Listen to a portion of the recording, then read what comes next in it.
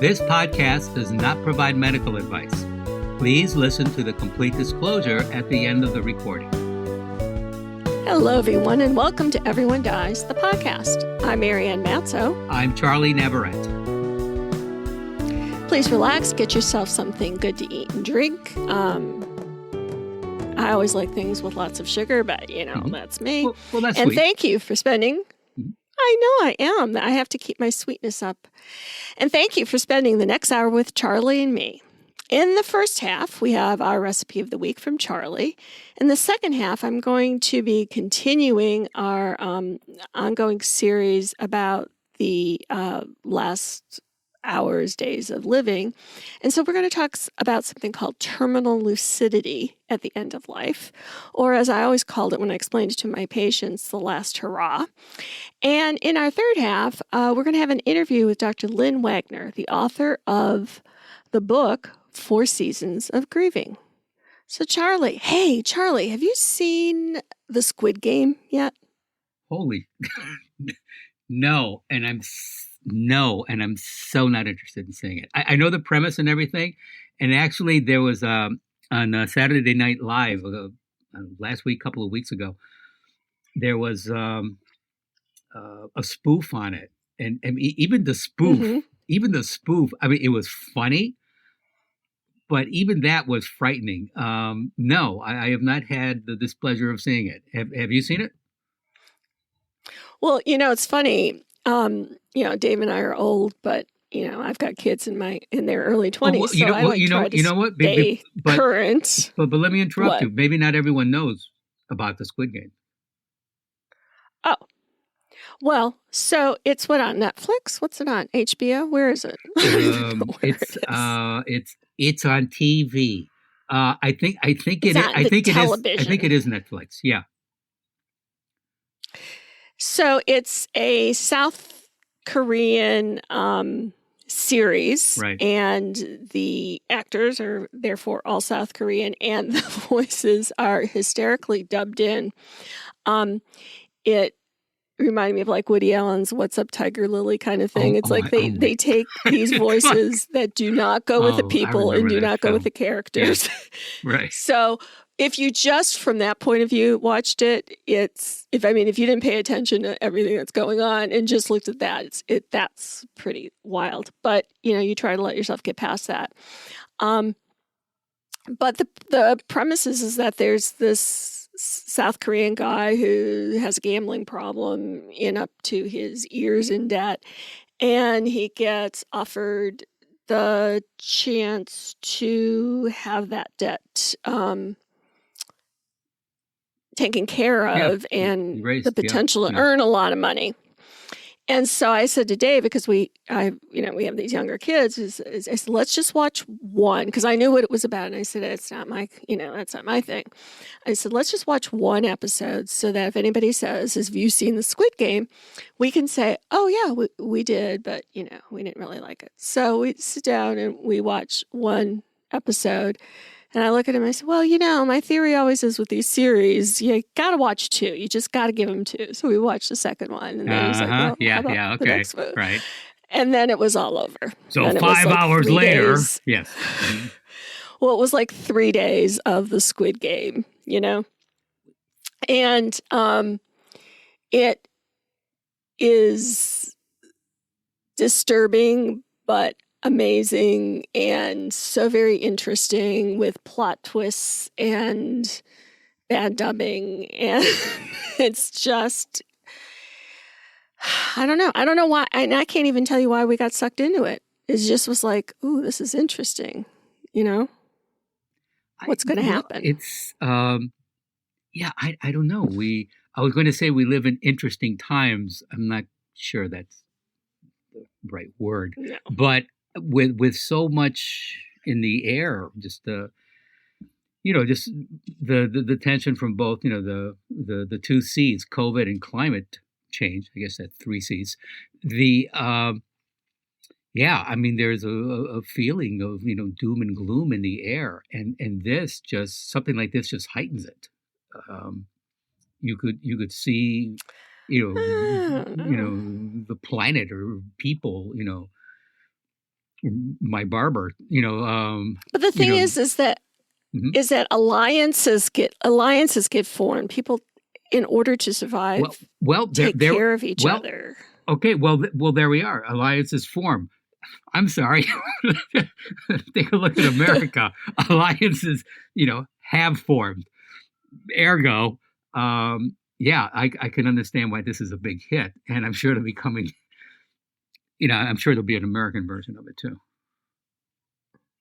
Oh, I hope not. I hope not. It's so it's it's really actually, I think, well done. Mm-hmm. There's so many layers and things that you could focus on and talk about, and or you or there's the bigger picture of the playing of the game, because what they do is they go to this place and they play 6 games. And I don't know. All I can say is I'm almost 65. David's what's going to be 67 soon. We thought this isn't for like our generation, but we got hooked. So, Charles, what do you have for our first half this week? I forgot. Oh, yes. So, after the Squid Game, you're going to need a few of these. well, maybe I should start now. Well, shiver me timbers. The Navy just celebrated its 256th birthday, and to celebrate, our recipe of the week is a Navy grog cocktail. Although the origin of this drink lies with the British Royal Navy, how much do we care when this much rum is involved? Not much is the answer. We love all Navy men and women. Oh, especially me, Olive. Yes, Popeye, especially your Olive. It was a healthy drink because it saved the water they stored on the ship, and it offered the nutrition to fight diseases like scurvy. Arg. And it offered the nutrition to fight diseases like scurvy. Didn't I just say that? I think I'm repeating myself. Yeah. Okay. So this grog dates back to the 1700s and was typically a mix of rum, water, honey or molasses, lemon or lime, and sometimes cinnamon. Oh, look, I said that word correctly. You did that on purpose, didn't you? I was so excited. Yes, I was so excited. I hate you.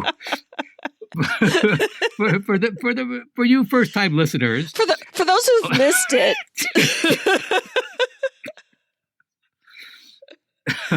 Charlie has issues with cinnamon. Cinnamon. Ha! But, issues are go over. On.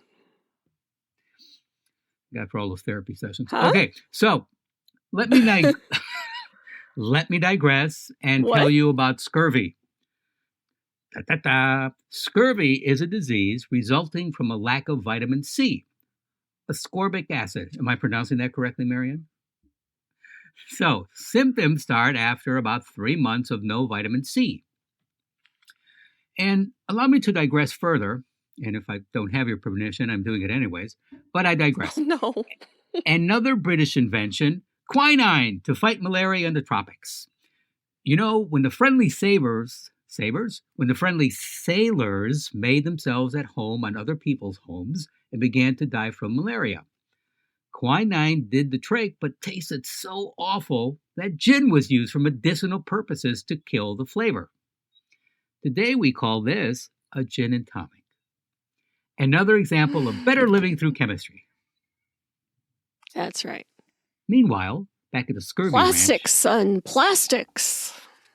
Oh my God, it's so horrible. It's all the plastic. Did you hear this thing this past week about all the plastic in the ocean on the floors? And now that the fishies can't, like a lot of them can't even eat now? Okay, I'm digressing too much. David, we dive. We see it. It's, yeah, anyway, it doesn't matter. In the so anyway, ocean, vitamin C. In the ocean, in the middle of Oklahoma, middle of the Oklahoma Ocean.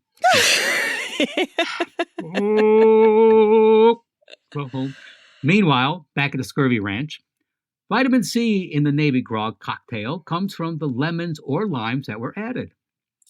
Early symptoms of deficiency include weakness, feeling tired, and sore arms and legs. Without treatment, decreased red blood cells, gum disease, changes to care, and bleeding from the skin may occur. Well, that doesn't sound very pleasant. As scurvy worsens, there can be poor wound healing, personality changes, and finally, death from infection or bleeding. And now, back to my story. Rum. Rum was not used by the British Navy until 1655, when Vice Admiral William Penn conquered Jamaica during the Anglo-Spanish War. So this was long before James Bond conquered Jamaica. Yes. That's right. Very good, Charles. That's right, Moneypenny. At that time, the island had limited options for trade, but it did have a lot of rum. Looking to restock the ships, Penn began giving the sailors rum in place of beer and water. He's like my kind of guy, huh? I was going to say, leadership of the highest order. 75 years later, a rum provision was put into the Regulations and Instructions Relating to His Majesty's Service at Sea. The regulations said that 1 undiluted half pint of rum was equal to a gallon of beer. So rum became a part of the provisional stock on every ship in the British Navy. Oh, Britannia. Vice Admiral Edward Vernon, nicknamed Old Grog after a grosgrain cloak he wore, always fought for better conditions for sailors in the Navy. But because of his sailors getting rum twice a day, the officers were constantly dealing with drunkenness and problems with their crews. Who would have thunk? Big surprise, right? Vernon issued an order in 1740 which stated that all rum must be mixed with water, and the crew could, from the saving of their salt provisions and bread, purchase sugar and limes to make it more palatable to them. The rum had to be diluted in the presence of a lieutenant of the watch on the deck. This fix to their ration was nicknamed grog, after the admiral. Served twice a day with the call of "Up spirits." The purser would deliver the ration until the practice was ended in 1970. Do you believe it didn't end until 1970? That's just wild. Yeah, that is kind of amazing it's lasted that long. and maybe they should consider bringing it back. So, Navy grog is a boozy powerhouse with 3 ounces of rum, often a higher proof, as it should be, and it's occasionally limited to 2 per guest in some establishments. Not any civilized joint that I know of, but more than the volume, though. The drink demonstrates how well different styles of rum blend with their various flavors to find a delicate and intoxicating balance. Jamaican rum brings earthy funk, which later changed its name to Earth, Wind, and Fire. Gold Demarara sugar gives the drink a rich backbone, and white rum lends its brightness and fruit notes.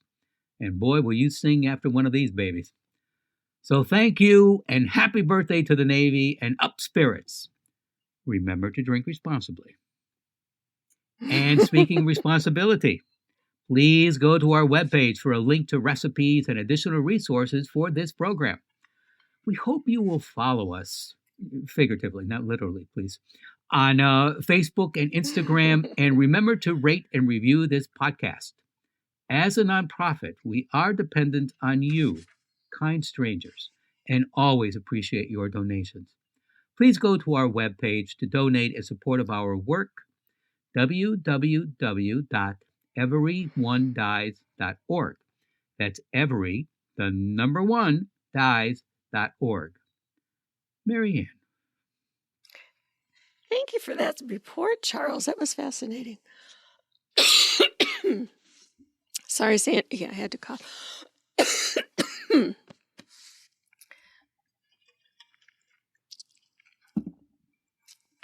Thanks, Charlie. So today we're going to continue with our series about the last hours, days of living. And we're going to talk about something called terminal lucidity. Now, back when I was working in hospice, which is probably, 20 years ago now, this terminal lucidity, which I'm going to tell you all about, I would see happen, or families would tell me about. And I would always call it the last hurrah. And I would tell families after that, and when I would talk about the end of life, is that here's something that can happen. It's not something was written about in the literature. It was more considered an anecdotal thing, like something that hospice nurses knew. But we really didn't have any understanding of it. But in 2009, a German biologist by the name of Michael Nahm wrote a paper about terminal lucidity. And it refers to this unexpected return of mental clarity and memory, or suddenly regaining consciousness that occurs in the time shortly before death in patients suffering from severe psychiatric or neurological disorders. So in his words, in Nam's words, he defines it as the emergence or reemergence of normal or unusually enhanced mental abilities in dull unconsciousness or mentally ill patients shortly before death, including considerable elevation of mood and spiritual affection, or the ability to speak in a previously unusual, spiritualized, and elated manner. So essentially what they're talking about is people who maybe had schizophrenia their whole life, and it was at the end of their life, and it's been maybe years, and they haven't spoken. In some case studies, their whole life they've never spoken. People who've had severe strokes who can no longer speak, people with severe Alzheimer's disease, suddenly kind of wake up and are there. They're present. And does anyone know why? How this happened? Well, or are you getting to that? I'm getting to that. Okay. But back when I was working in hospice, this would happen, and you'd think to yourself, there's just like no way in hell that this could be happening. But yet it did. And there was no explanation. And because it doesn't happen to everybody, and because you don't know if it's going to happen or when it's going to happen, it's just hasn't been studied. It's just sort of in the archives of, well, we hear this happens, but we really don't know much about it. Now, terminal lucidity should not be confused with terminal agitation. We're going to talk about terminal agitation next week, because terminal agitation is characterized by delirium, anxiety, agitation, cognitive decline. Not the same at all. Terminal lucidity applies to someone who's close to death and has been unresponsive, yet will suddenly show a marked improvement in their energy and their mental functioning. They engage in meaningful conversation with others. They can ask for food or drink. They appear to be their old selves. Families think that there's been some sort of miraculous healing has taken place and that their loved one's now going to be okay, only to have them die a few minutes or a few hours later. And that's why I would always call it the last hurrah. It's like suddenly, they would kind of just, come out of wherever they were and be their old selves again.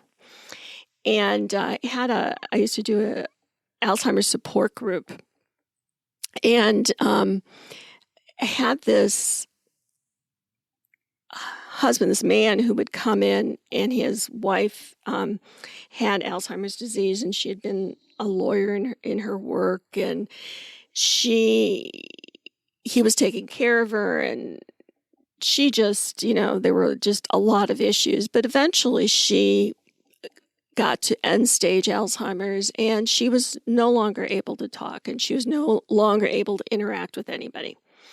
Well, after she died, he came back to group, and he said, "You're not going to believe what happened." He said that she woke up and knew everybody around him, him and their kids.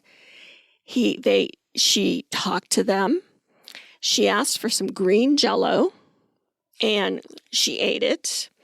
And she was joking with them. And then she kind of went back to sleep, and within an hour died.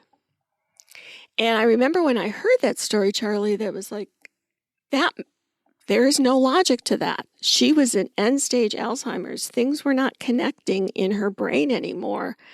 But here she was, talking normally, eating, asking for specific things to eat. It is truly mind-blowing, and there's no explanation.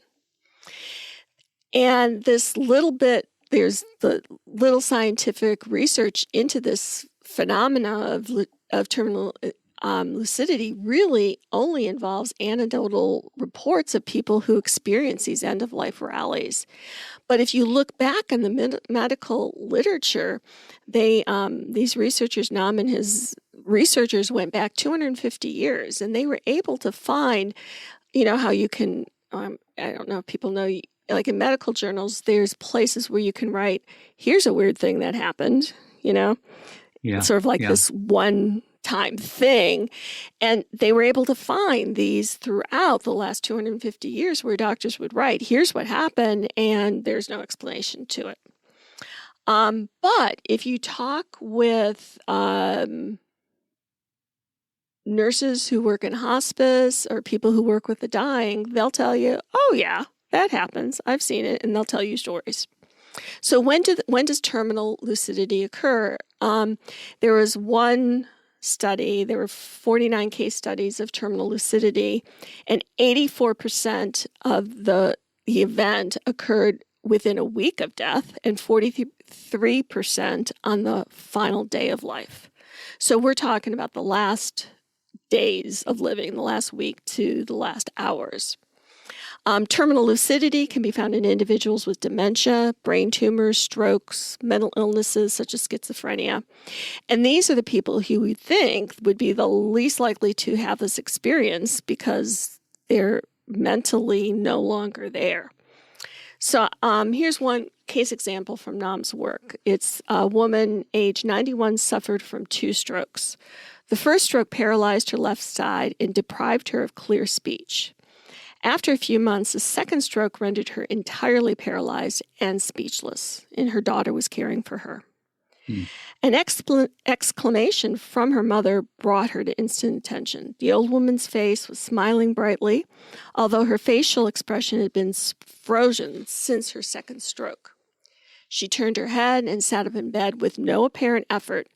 Then she raised her arms and exclaimed in a clear, joyous tone the name of her husband. Her arms dropped again, and she sank back and died. So there are 2 types of terminal lucidity. The first occurs in some patients with chronic mental illnesses when their psychiatric symptoms become less pronounced or disappear altogether starting about a month before their deaths. So this is like, imagine this, Charlie, as somebody who was, chronic mental illness. Suddenly, it's like the clouds are parting. Suddenly, there's some, like the lights starting to turn on. Yeah, no, that's perfect. The clouds are parting. Yeah. These lucid periods emerge gradually. They have cases of schizophrenia and affective disorders typically will belong in this first category. And the process of becoming lucid may take several days or weeks after long years of severe and uninterrupted mental disturbance. Nam, the author who we've talked about, says that, I quote, the severity of mental derangement improves slowly in conjunction with the decline of the body vitality. Nam reports about a Russian study from the 1970s of people with schizophrenia who had, without prior lucid intervals, living in seemingly stable psychiatric mental states for many years. One man who'd been completely catatonic for nearly 2 decades allegedly became almost normal before he finally died. Wow. Jeez. So that's the first type. Yeah. I know, huh? The second type is defined as full mental clarity can appear quite abruptly and unexpectedly just hours or days before death. Full mental clarity emerges suddenly just before they die. Those people with Alzheimer's disease and brain tumors usually belong in the second category. The return of mental clarity often occurs in the last seconds, minutes, or hours before the patient's death. The most astonishing cases of terminal lucidity concern patients who suffered from severe neurologic diseases such as meningitis, tumors, Alzheimer's disease, or strokes. In short, cases in which there's no reason to think that the brain's neurological circuits were able to function because they're so severely impaired or destroyed. So, how common is terminal lucidity before death? The truth is that we really don't know because it hasn't been well studied for the reasons I said. You don't know who's going to have it, when it's going to come, and when it comes, it's just there. And, you don't have time to have you'd be sitting around waiting for it to happen. So there aren't studies. There was one small study that estimated about 10% of dementia patients will experience a sudden improvement before death. Among those who do, the majority die within a week or so, and about half of them within the same day. So why does this happen? I mean, what's the point of a minute or two or 5 minutes or 10 minutes of clarity, that moment of clarity before death?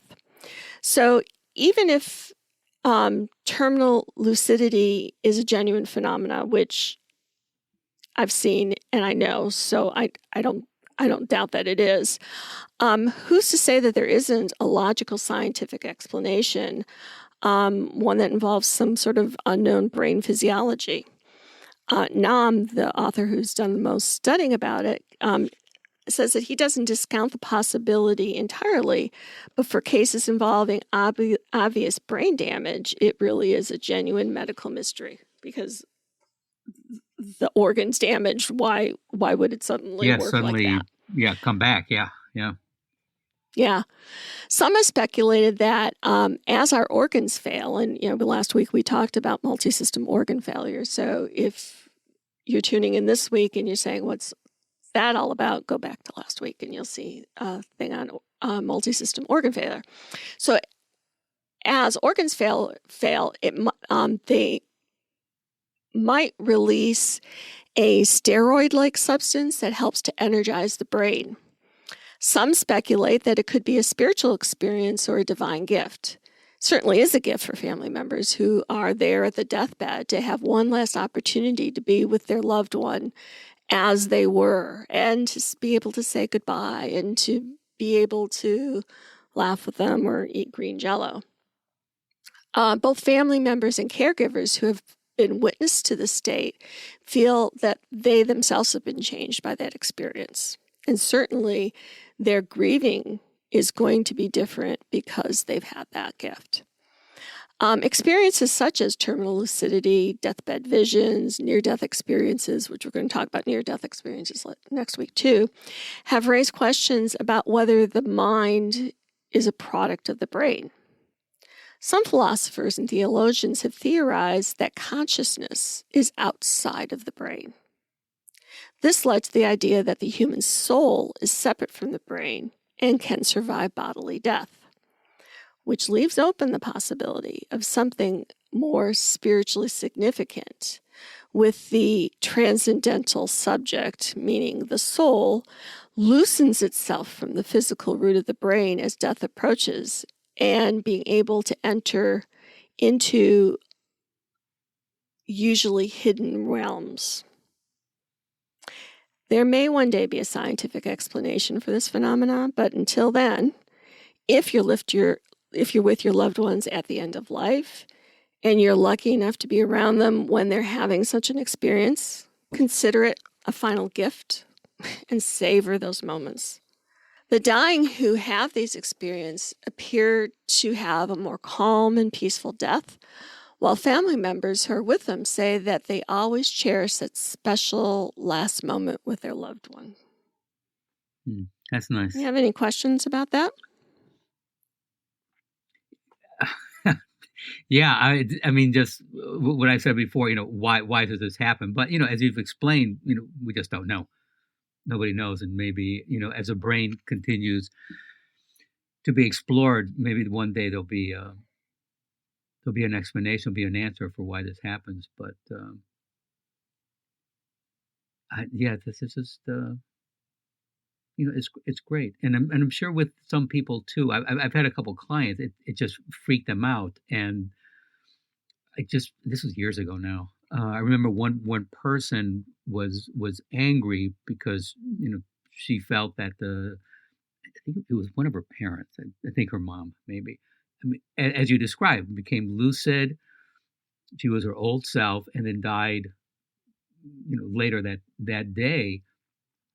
And I remember this woman was still angry. She felt the doctor or nurse had given her mother something, and that which allowed her mother to be lucid, and then she died. And she couldn't quite let go of that notion that somehow the hospital screwed up. If they could make her lucid, why weren't they able to keep that? Why did she die afterwards? Well, and Yeah. that makes sense because the terminal lucidity doesn't make sense, right? Right. So it's really easy to add a conspiracy theory to that event because how else are you going to explain it? Yeah.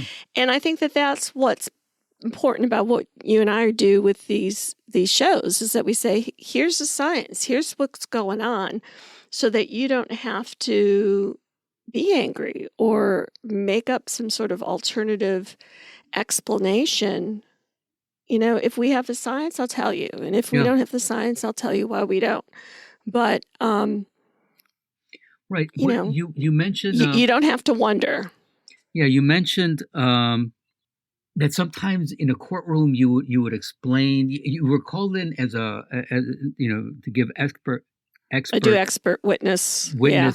Was it because, I'm sorry, I don't remember, but the behavior in the patient had changed because it was, I believe, something at the end of the patient's life. They just became very agitated, but that was just part of the dying process. What was it? I've told you so many stories, Charles, that I don't know specifically which one you're referring to. Yeah, no, because I've been told this by by lay people where suddenly, it was about breathing. That it was at the end of their life, their breathing became more labor just because their body was shutting down. Breathing was shutting down. Yeah, we did a show. The very first one in the series was about breathing, wasn't it? That's what it was. Yes, and that many times the patient's family would misinterpret it as my father's in horrible shape. He can't breathe. What have you done to him? Why don't you do something? And as you explained, well, there's nothing to do. This is part of the process of dying. With these particular people. The things that we can do is to use the medication so that they're comfortable, to give them their morphine, give them their Ativan, because this is part of the process. Right. And that by giving those medicines, we're not killing anybody. We're making them comfortable as they go through the dying process. Yeah. Right. So that's my story, and I'm sticking to it. Very good. Here in our third half, it is my pleasure to introduce Dr. Lynne Wagner, the author of The Four Seasons of Grieving. She is a registered nurse who retired from teaching nursing at Fitchburg State University in Massachusetts. Dr. Wagner is currently a nurse consultant as a caring science scholar regarding the development of caring practice from a personal and professional perspective. Her book, Four Seasons of Grieving, was written in the year after the death of her mother. Everyone Dies is pleased to offer readings from this book over the next year to help our listeners think about their own grief. Before we hear from Dr. Wagner, I am going to read a poem she wrote that summarizes her book, Four Seasons of Grieving. A journey of grief healing. My winter tears become reflective icicles. My spring prayers burst out of blooming buds. My summer laughter celebrates heated growth. My fall singing honors the richness of the earth. For in being lost, I found myself deep inside surrendering. In surrendering, I awaken my love of self-forgiving. In forgiving, I am open to receive gratitude. In gratitude, I am connected to the universe, wholeness. In wholeness, I am posed for compassionate service giving. Thus, the circle of the seasons connects me to my healing. In my pause, in my stillness, in my being present. We hope our interview with Dr. Wagner is healing to you. Hello, and welcome to my interview with Dr. Lynne Wagner. Lynne, how are you? I am just great today, thanks. Thank you for joining us. And we have such an honor to have Lynne with us. She's written a book called Four Seasons of Grieving, and we'll give you the link of where you can get that. And it's actually one of those books that makes like a great gift for somebody who has experienced a death in their life. That's how I use this book personally. It's a great thing to send to somebody. But Lynne wrote this book after the death of her 92-year-old mother, who had lived with dementia for a while. And she talks about, in the very beginning of the book, her mother dying, and she says that being with her rather than doing for her was part of that death process. And I thought that was really a wonderful way of thinking about the end of life, is that really it's a lot of being with somebody. And Dr. Wagner's a nurse, and she talked about, there's one thing you do as a nurse, but as a daughter, she says, my heart knew only that I'd lost a part of myself. And as she went through that process of the funeral and all of that, there was a tapping on her window from a maple tree. Dr.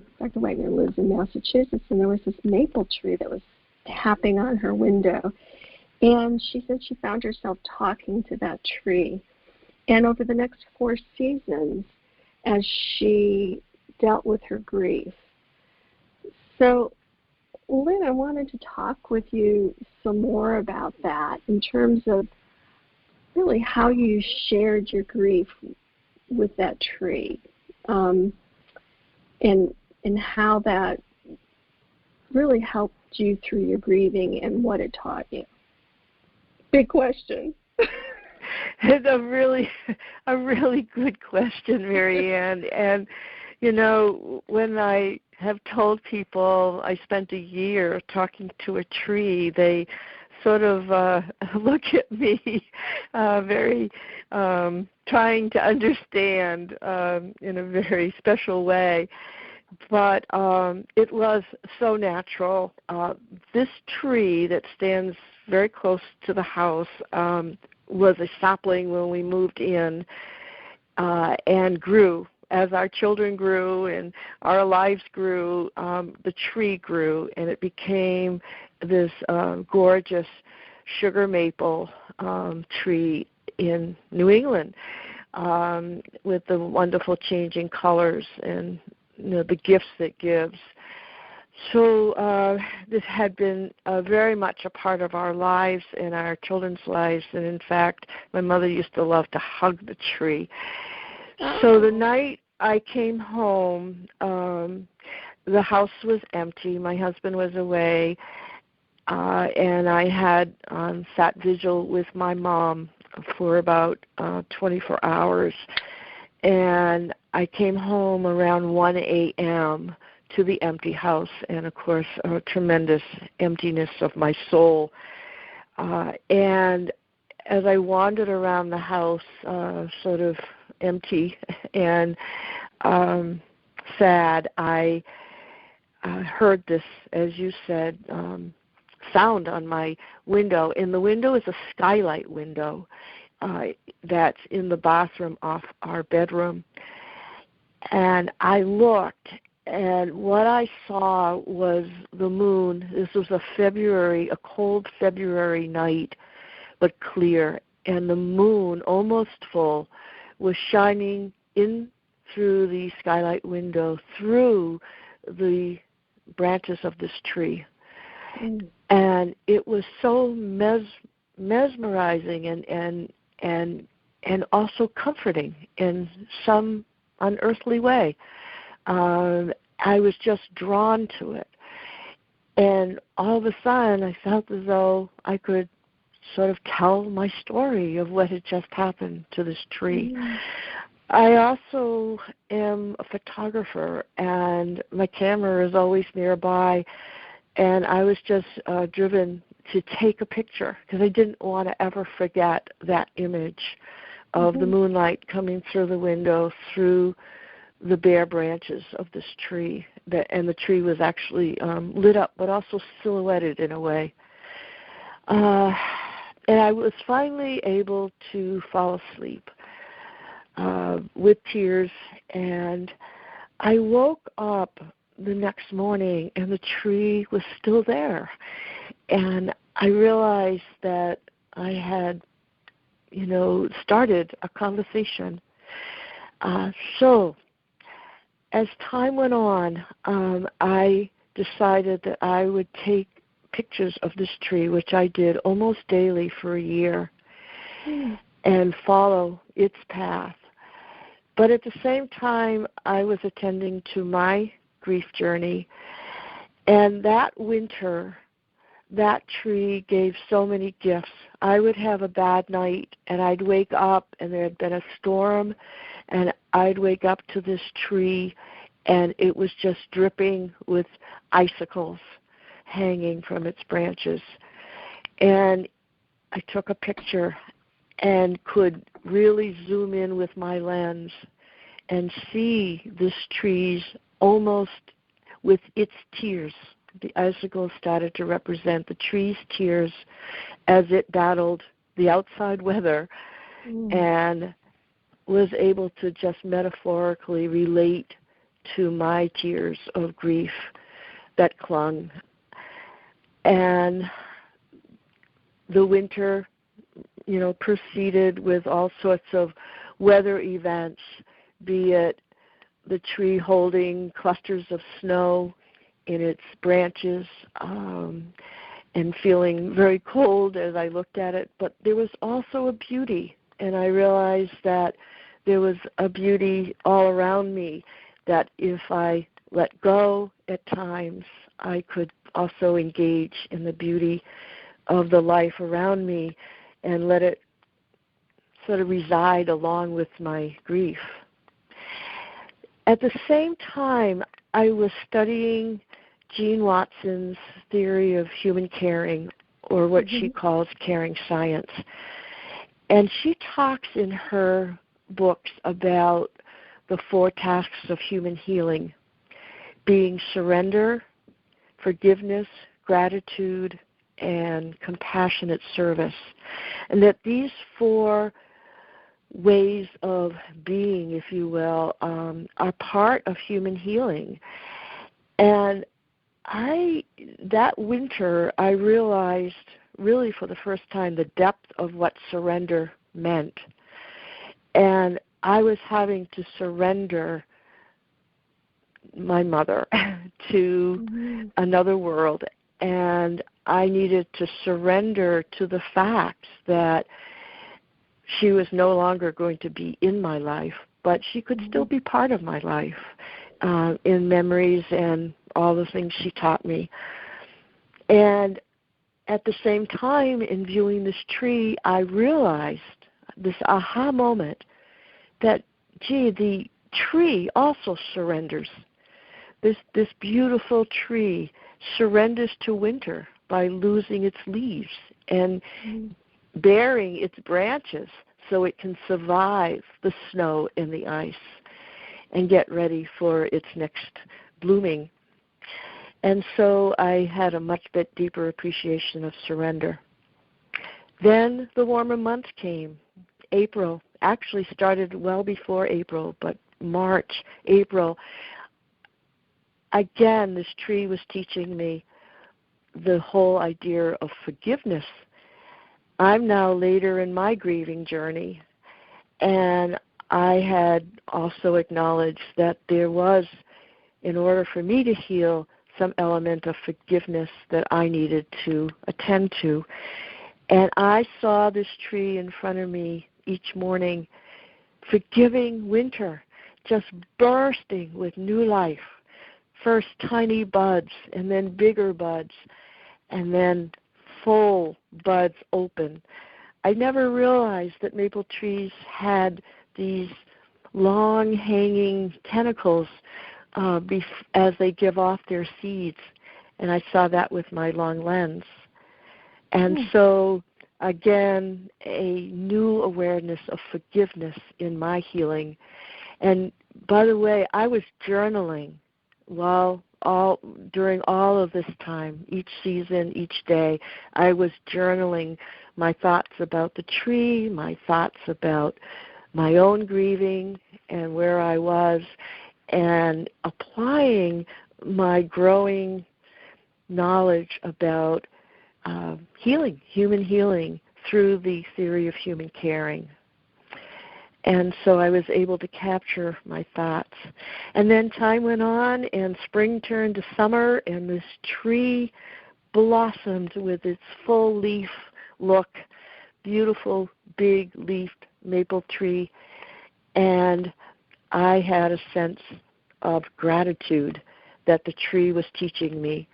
The gratitude that we've had the whole time we lived in this house, of this tree's presence, of the shade it afforded to us during the summer.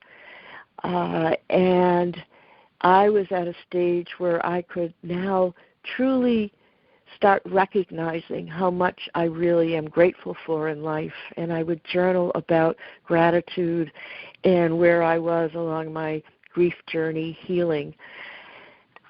And again, through my lens, through the photography, through my conversations with this tree, I could relate it to my own process and realize that gratitude was lifting much of the deep grief that I was feeling early on.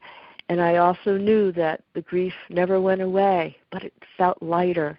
And it felt as though I was healing through the process of surrender, forgiveness, and now a deep sense of gratitude for what I had and what I had before and what I still have in my life. Mm-hmm. And summer eventually fell into fall, and this tree transformed itself yet again into the beautiful yellowish red leaves that decorated the world. And I called this season of the tree the compassionate service that Watson's theory talks about as part of healing, because as we become stronger and we attend to our own well-being, we're able to give this compassionate service, and people who want to give compassionate service gain a sense of joy from it. And this tree was certainly giving joy, hopefully to itself, but certainly to the world around it. And so when I photographed its glory of the fall season, it was a joyous sense that the tree was emanating. But part of this compassionate service, which I had never even thought about. I had realized along the way that I had taken so much granted so much for granted in this tree and casually was aware that it was there. But this season, I realized as the leaves began to drop, I realized it was nourishing the earth.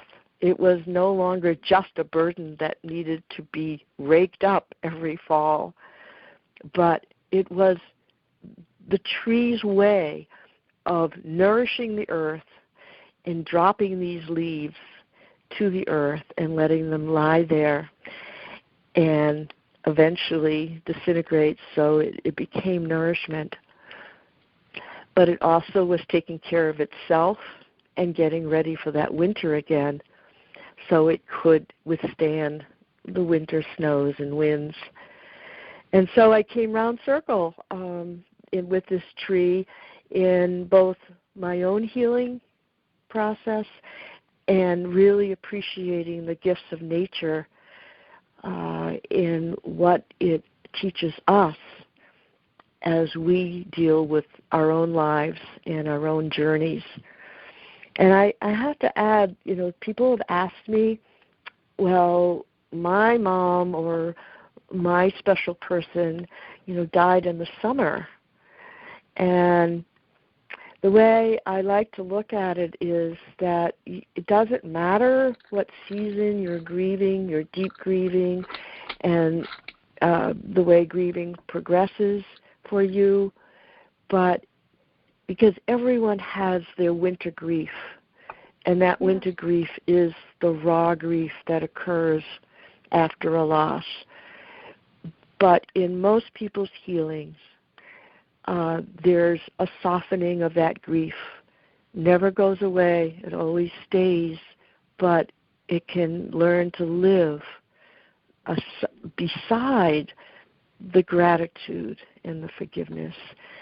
And so, yes, I had a lesson because of the seasons, but I realized the seasons can also be transposed into other people's grief journeys. Mm-hmm. And I think, too, that you must find, because I find this with my own grief, is that I can feel that raw grief 20 years after the death or after the loss, that can come at any time, and the joy and the gratitude can come at any time. Have you found that? Yes, very much so. And I think it was a hard lesson. I've had other losses in my life. I did lose my dad when I was in nursing school, actually, as a 20-year-old. And I wasn't able to process his death in a way that was as healing. But regardless of that healing process, it's a loss, and it resides in you. And I will still have moments where something will trigger that raw grief. It could be a picture. It could be looking at that tree in the fall. It could be, it's just a memory, a special event, wishing that my mom could be there. And what I've learned to do is honor those feelings, but also realize that they don't have to continue to reside in its fullness, because I've gone through a healing process. I honor that they appear, and I honor the moment, often with tears, often with a sense of sadness that may last that whole day. But I'm able to pass through that deepness and let the joy in earlier than I did when it was first happening. Right.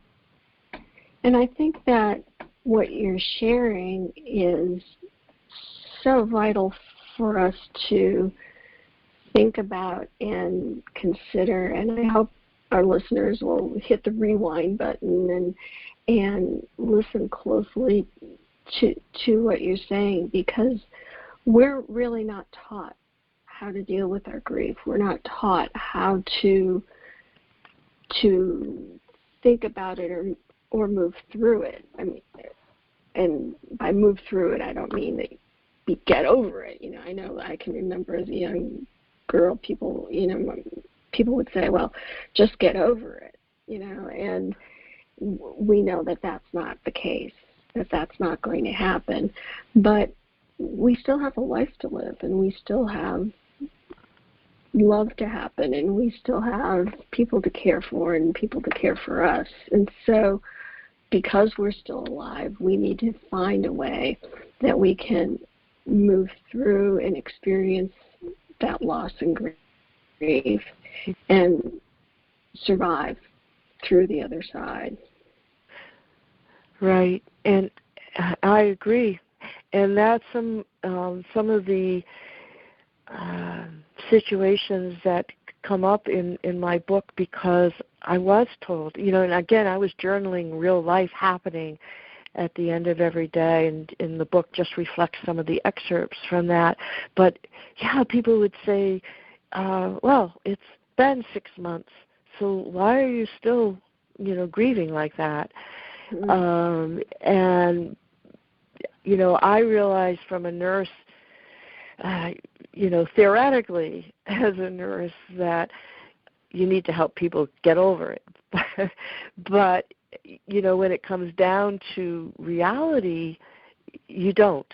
And I had to relearn that. And I, even flashbacks from what I've tried to help patients understand would come back, and I'd say, well, I probably didn't handle that real well, because I realize now that every person journeys through grief in their own way and in their own time.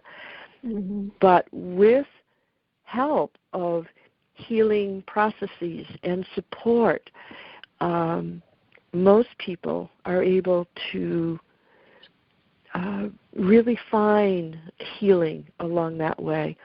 How long it takes is individual. Right. And you mentioned love just a minute ago. I think love, for me, was the staying power. When I could remind myself of how much love was in my life and how many people had reached out. There were times when I wasn't ready for people to try to support me. I just pushed it aside. But as I was able more and more to accept that support, and it was through pure love that it was being given, it helped me love myself again, or to see what an important role love is, and what role it plays in one's healing. It also reminded me that my mother's love never dies. It is always going to be a part of me. And sometimes those memories make me sad in a particular day, and I'll never know what triggers it. But again, honoring, gosh, this is coming from a place of love, and yes, I miss her, and yes, it's really sad that she can't enjoy, the trees today, or her grandchildren, or whatever. But I can then say, but it's okay. It's okay to feel this way, and it's okay to move on. And I think that that's a great way to end our conversation here, Lynne, is that it's okay. It'll be okay. Maybe not right now, but it will be.